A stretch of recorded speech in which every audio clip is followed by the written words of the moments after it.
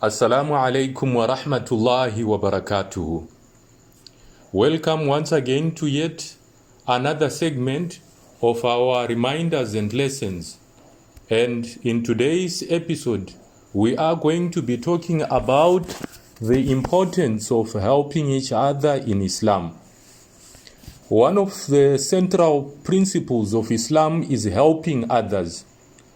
While some perceive Islam as a faith that encourages violence rather than positive contributions to society, the Quran and especially the Hadith highlight how helping one another human being is a fundamental aspect of Islam. Muslims' primary goal is to worship the Almighty Allah. But this is done not only through rituals like prayer and fasting, but also through treatment of other people. Before the Prophet Muhammad ﷺ started to receive revelation, he would spend a great deal of time meditating in a cave outside of Mecca. And one of the issues that he would reflect on was how some members of his society, like women, orphans, and those without tribal protection, were treated. It is for this reason that there are many hadith that emphasize the importance of helping others.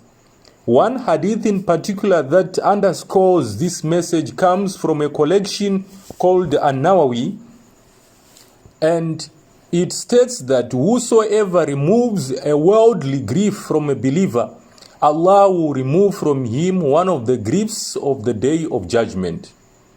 And whosoever alleviates the lot of a needy person, Allah will alleviate his lot in this world and in the next.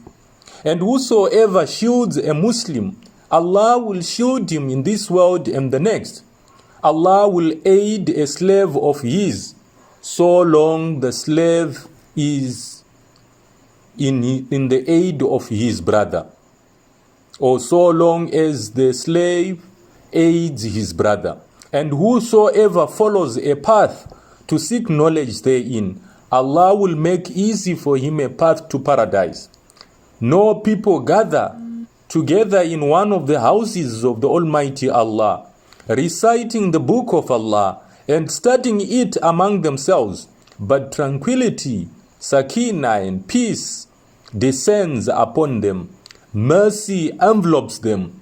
The angels surround them, and Allah makes mention of them amongst those who are with him. And whosoever is slowed down by his actions will not be hastened forward by his lineage. So it is clear from this that helping others is connected to a believer's worship of the Almighty Allah. In other words, the hadith connects responsibility to people to other acts of worship, like reading the Quran with other Muslims and seeking knowledge. Moreover, there is a clear reward for a person who aids or helps another, both in this world and in the next. This is important for Muslims. As I mentioned in an earlier that because they believe that each person will face the Almighty Allah on the day of judgment and be asked about all their deeds. And so it is clear from the above hadith that helping others is not optional, but it is a religious duty. So, especially during these times wherein the world is faced by the coronavirus COVID-19, it is important for us, and especially as believers, to make sure that we are, to the best of our ability, to the aid of those that may need our aid, help, and assistance.